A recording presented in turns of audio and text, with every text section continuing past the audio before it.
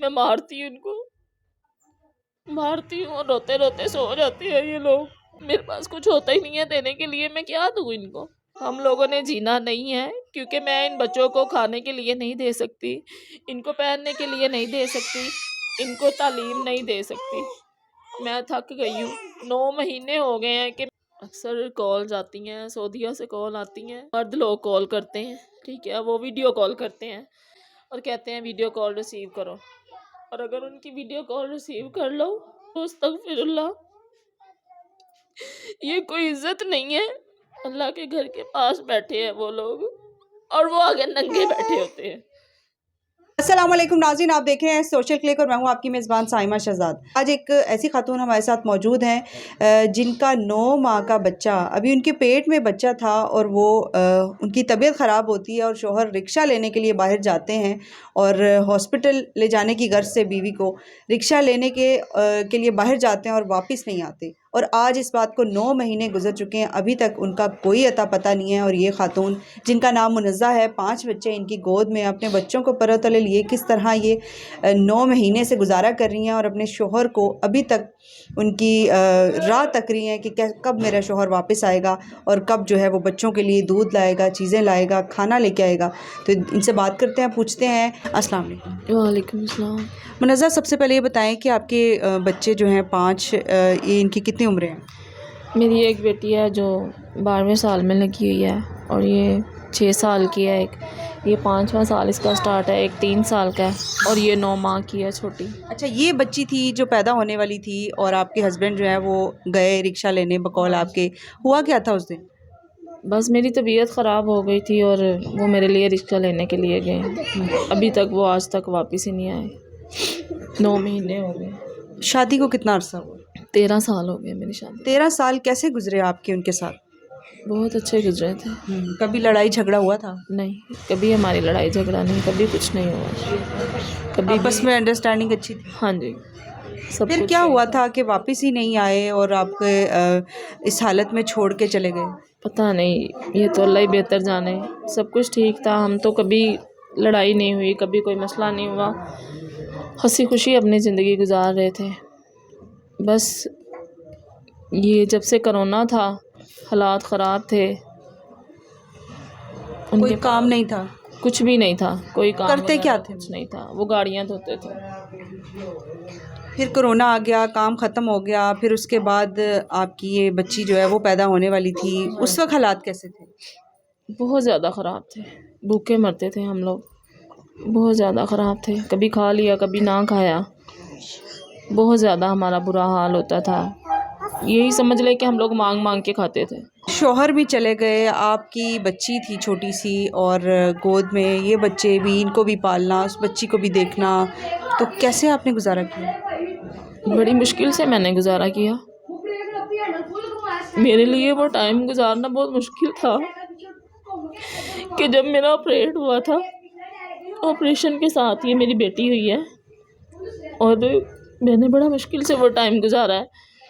और ऊपर से ये दूध भी जो है लैक्टोजन पीती, डॉक्टर ने इसको बताया, ये बीमार पड़ गई थी, 5 दिन ये नर्सरी में रही है, उसके बाद डॉक्टर ने ये मुझे दी है, ठीक है।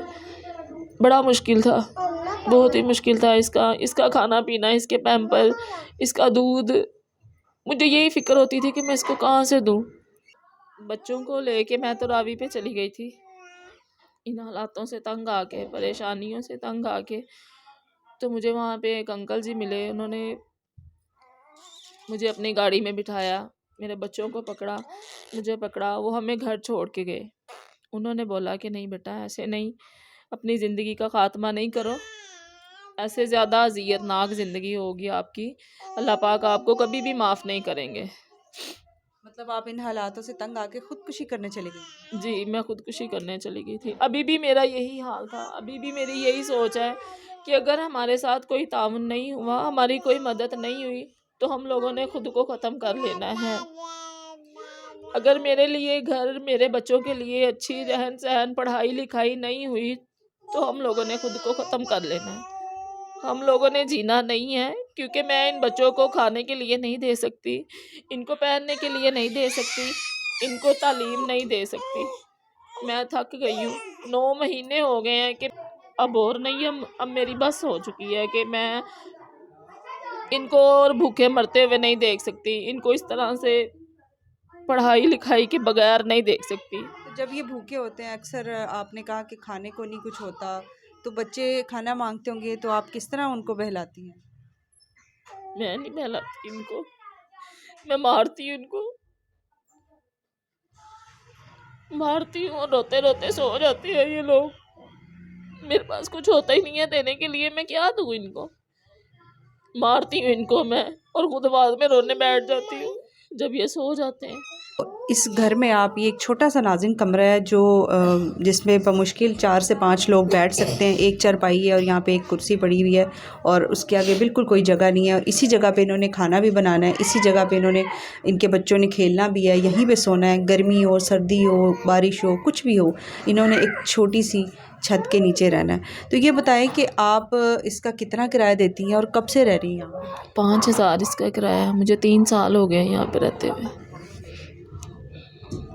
मोहल्ले वाले आपको किसी ने हेल्प की कभी? मतलब होता है ना, पता होता है कि इस खातून का शौहर भी छोड़ के चला गया, बच्चे हैं 5। मैंने आपको बताया ना कि बस ये खाने पीने तक ही। मेरे बहन भाई शदरा में होते हैं, माँ वालदैन मेरे फोत हो चुके हैं, बहन भाई मेरे करते हैं, जिसकी वजह से मैं किराया दे लेती हूँ और थोड़ा सा राशन डाल लेती हूँ घर में, जिससे मेरा थोड़ा सा जो दिन है 10-15 दिन जो मेरे गुजर जाते हैं। उसके बाद फिर वैसे का वैसे ही सारा मसला मसाइल ख़राब, बच्चे भूखे, बुरे हाल। ये इतना बड़ा कदम मैंने सिर्फ इसीलिए उठाया है कि मेरी मदद की जाए, मुझे ये भूख जो है ये ख़त्म की जाए, इनको पढ़ाया लिखाया जाए। ये मेरा मुस्तकबिल है आने वाला। कल को जैसे मैं आज मीडिया पे आ रही हूँ, कल को ये ना मीडिया पे आए। इनको पढ़ाया लिखाया जाए, इनको अच्छी तरबियत मिले, इनको खाने पीने को मिले, ये अच्छा पढ़ें, इनकी ज़िंदगी संवर जाएगी। नाज़रीन, ये 5 बच्चे हैं इनके। बड़ी बेटी 12 साल की है और बाकी भी आप देख सकते हैं। इनमें से 3 बच्चे जो हैं वो, उनकी उम्रें इस काबिल हैं कि वो स्कूल जा सकते हैं और उनको पढ़ाया जाना चाहिए, लेकिन इनके पास पेट भरने के लिए पैसे नहीं है, तो ये स्कूल का ख़र्चा कैसे उठाएं? बच्चों को स्कूल नहीं पढ़ा पा रही हैं। उनके कपड़े आप देख सकते हैं कि उनको पहनने ओढ़ने के लिए कुछ नहीं है। बहुत मजबूर हैं इस वक्त। इनके हालात भी कुछ इस तरह के, और सबसे बड़ी बात कि ये 9 माह की बच्ची इनकी गोद में है, जिसका दूध ही ये बमुश्किल पूरा नहीं कर पाती हैं, और मोहल्ले वाले या इर्द गिर्द के लोग इनकी हेल्प करते हैं। मुनज़्ज़ा, ये बताएं कि आपके शौहर जो है वो कब से लापता हैं? 9 महीने से आपने उनका कोई पता नहीं लगाया? आपके बहन भाइयों ने पुलिस में रिपोर्ट नहीं दर्ज करवाई? कोशिश क्यों नहीं की आपने? जहाँ पे भी जाओ पहले लोग पैसे मांगते हैं, वो इतना नहीं कर सकते। मेरे बहन भाई खुद मज़दूर हैं, वो खुद किराएदार है, रेंट पे रहते हैं, वो नहीं दे सकते लोगों को पैसे। इस वजह से उन लोगों ने कुछ भी ऐसा नहीं किया। उन्होंने यही बोला कि वो आ जाएंगे। वो खुद ढूंढ रहे हैं, वो खुद तलाश कर रहे हैं, लेकिन उन्होंने कोई भी ऐसा काम नहीं किया। तो आपको क्या लगता है कहाँ होंगे वो, या कभी उन्होंने किसी चीज़ का जिक्र किया हो, या कोई ऐसी जगह हो जहाँ पर वो अक्सर जाते हों, आपको शक हो कि वहाँ पे होंगे? नहीं, उनकी बस एक पुप्पो के साथ ही उनका ज़्यादा था सिस्टम, तो वो आती जाती हैं। उनको भी नहीं पता? उनको भी नहीं पता उनके मतलब यहाँ भी उनके जो रिश्तेदार हैं आपके ससुराल वाले, वो कहाँ होते हैं? नहीं। वो भी वहीं पे हैं, शिदरा में ही है वो भी। उनको भी नहीं मालूम? नहीं, उनको भी नहीं मालूम, उनको भी कुछ नहीं पता उनके बारे में। कुछ नहीं दे पाती मैं इनको। अभी इन्होंने आज कुछ खाया? कुछ नहीं खाया इन लोगों ने। ये अभी आप लोग आए हैं तो इन लोगों ने खाया। नाज़रीन, आप इनकी गुफ्तगू सुन के अंदाज़ा कर सकते होंगे कि एक जो खाना होता है, भूख होती है, वो इंसान की बुनियादी ज़रूरत है। अगर उसको ही पूरा ना किया जाए तो बाकी चीज़ें तो पीछे रह जाती हैं। अभी ये बच्चे भूखे थे और इनको जो है खाना ला के दिया गया और इन्होंने खाना खाया, और इस बच्ची का दूध नहीं था इनके पास। और जब हमने आना था तो इससे पहले इन्होंने हमें कहा, पता नहीं किस हालत में और किस सिचुएशन में इन्होंने कितनी अपनी ईगो को मार के और अपने आप को मार के इन्होंने ये बात मुझसे की होगी कि आप मेरी बच्ची का दूध लेते आइएगा। तो मुझे इस बात पे बहुत रोना आया कि एक माँ जो होती है वो अपनी औलाद के लिए कितना कुछ बर्दाश्त करती है और कितना कुछ सहती है। वो किस तरह अपने आप को मार के ये अल्फाज बोलती है और किसी के आगे हाथ फैलाती है, जो कि एक बहुत ही मुश्किल काम है। ये इस तरह की सिचुएशन में है कि ये कोई काम नहीं कर सकती हैं, कोई जॉब नहीं कर सकती हैं। हालाँकि इनके पास थोड़ा बहुत हुनर है, ये करना चाहती भी हैं, लेकिन इस छोटे से कमरे में बमुश्किल ये रह नहीं पा रही हैं, तो ये काम कैसे करेंगी? तो आप लोगों से रिक्वेस्ट है कि अगर आप इनकी हेल्प करें, तो आप ज़रूर राब्ता कर सकते हैं, इनकी हेल्प भी कर सकते हैं। ये बताएँ, अब इससे पहले भी आप मीडिया में आई हैं, लोगों ने आपसे राब्ता भी किया, कभी किसी ने हेल्प नहीं की है। मेरी एक भाई ने मेरी हेल्प की है, मेरी मदद की है, जिसके पैसों से मैंने अपना कर्ज वगैरह उतारा है, किराया वगैरह उतारा है। बस उसके बाद तो अक्सर ऐसे भी लोग होते हैं ना, ज़ाहिर है मिक्स दुनिया है, लोग अकेली औरत को देख के फ़ायदा उठाते हैं। कभी किसी ने तंग किया आपको? हाँ जी, क्या कहते हैं? अक्सर कॉल्स आती हैं, सऊदीया से कॉल आती हैं, मर्द लोग कॉल करते हैं, ठीक है, वो वीडियो कॉल करते हैं, वो ऑडियो कॉल नहीं करते या मैसेज नहीं करते, वीडियो कॉल करते हैं और कहते हैं वीडियो कॉल रिसीव करो।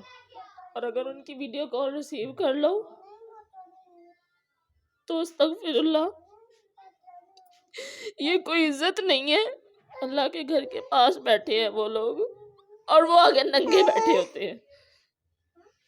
अस्तगफिरुल्लाह, कैसे कैसे लोग हैं, कैसी कैसी दुनिया है, जिनके ज़मीर मर गए हुए हैं, जिनके अंदर जो है इंसानियत ख़त्म हो गई है, हैवानियत इस कदर बढ़ गई हुई है और शैतानियत का दौर इस वक्त इतना अरूज पर है कि शर्म नहीं आती लोगों को। एक अकेली औरत, 5 बच्चों की माँ, जो अपने बच्चों के लिए, तन ढाँपने के लिए, उनका पेट भरने के लिए इल्तिजाएँ करती है, लोगों से अपील करती है कि खुदारा मेरे बच्चों के खाने के लिए कुछ हेल्प कर दी जाए, और लोग इनकी जो मजबूरी है उसका फ़ायदा उठाते हुए इनसे इस तरह की हरकतें करते हैं। उन लोगों को क्या कहना चाहेंगी, और जो लोग अच्छे हैं, जो आपकी हेल्प करना चाहते हैं, उनको भी कोई पैगाम? मैं यही कहना चाहूँगी, जो अच्छे हैं अल्लाह पाक उनको और ज़्यादा अता करे और ज़्यादा दे, ताकि वो हम जैसे लोगों की मदद कर सकें। और जो लोग बुरे हैं उनको अल्लाह पाक पूछेंगे और उनके ऊपर कब्र का अज़ाब ही आएगा कि जो किसी की माँ बहन बेटी को बेटी नहीं समझते, इज़्ज़त नहीं समझते, उनको कभी भी कब्र में भी जगह नहीं मिलेगी। जो किसी के सामने ऐसे बराना हाल में आ जाते हैं, ये छोटी सी बात नहीं है किसी लेडीज़ के लिए, ठीक है। हम लोग मजबूर हैं, बेबस हैं, शौक़ से तो कोई भी मीडिया पे आता नहीं है। अगर हम मीडिया पे आए हैं तो हमारी ये टेंशन को समझा जाए कि मेरे बच्चे हैं, मेरी फैमिली है। लोग कहते हैं शादी कर लो, कोई कहता है आप हमें अपना नंबर दें, हम आपके घर आते हैं, कोई कहते हैं वीडियो कॉल सुने, कोई मदद नहीं करते। ये नहीं है कि वो मदद कर रहे हैं, पैसे भेज रहे हैं, नहीं, ऐसा कुछ नहीं है, सिर्फ वीडियो कॉल पे आए। मजबूरी का फ़ायदा उठाते हुए लोग, अक्सर हमें भी इस तरह की कॉल्स आती हैं कि फ़लाँ बंदे की आपने वीडियो की, फ़लाँ ख़ातून की वीडियो की, तो उनकी हम हेल्प करना चाहते हैं और उनका नंबर दें। हालांकि हेल्प करनी नहीं होती है, सिर्फ नंबर लेना एक बहाना होता है। तो खुदारा आप लोग इस तरह के हरबों से बाज आ जाएं और अपना जो है अपने आप को देखें कि आप किस तरफ जा रहे हैं, और आपने कल मरना भी है, खुदा को मुँह भी दिखाना है।